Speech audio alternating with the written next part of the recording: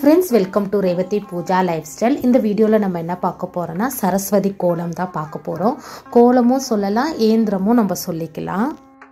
நாளைக்கு வசந்த பஞ்சமி இருக்கிறதுனால சரஸ்வதி முன்னாடி இந்த கோலம் போட்டிங்கன்னா ரொம்ப நல்லது. இந்த கோலம் சரஸ்வதிக்குரிய கோலம் தான் இது.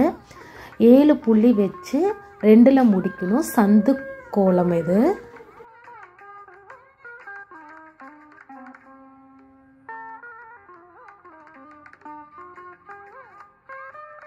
நீங்கள் சின்ன மணப்பலகில் இந்த கோலத்தை போட்டு விளக்கேற்றி பூஜை பண்ணலாம்.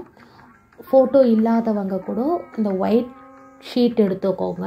அந்த ஒயிட் ஷீட்டில் 4 கார்னர் மஞ்சள் தடவிக்கிட்டு மஞ்சளால் கூட இந்த போட்டு மஞ்சள் குங்குமம் வச்சு பூ வச்சு ஒரு விளக்கேற்றி இந்த ஏந்திரத்துக்கு நம்ம பூஜை பண்ணிக்கலாம். ஒரு தவறும் இல்லை. ஃபோட்டோ இல்லைன்னா, ஃபோட்டோ இருந்தாலும் இதை பண்ணலாம், ஃபோட்டோ இல்லைனாலும் இந்த கோலத்தை போட்டு கூட நம்ம பூஜை பண்ணிக்கலாம்.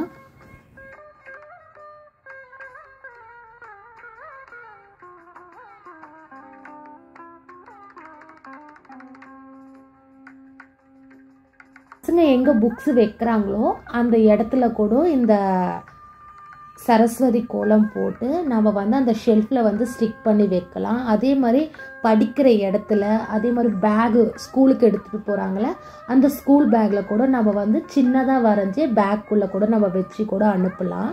ஒரு தவறும் இல்லை.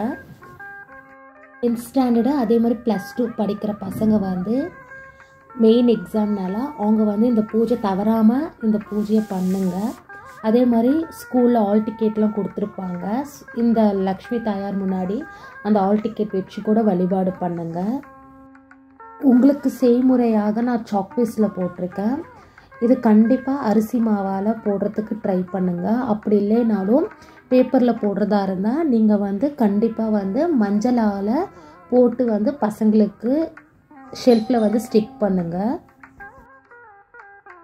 தெரிஞ்ச தகவலை உங்ககிட்ட நான் ஷேர் பண்ணியிருக்கேன். உங்களுக்கு இந்த தகவல்லாம் பிடிச்சிருந்தா மறக்காமல் லைக் பண்ணுங்கள், ஷேர் பண்ணுங்கள், சப்ஸ்கிரைப் பண்ணுங்கள், மறக்காமல் பெல் ஐக்கான் கிளிக் பண்ணுங்கள்.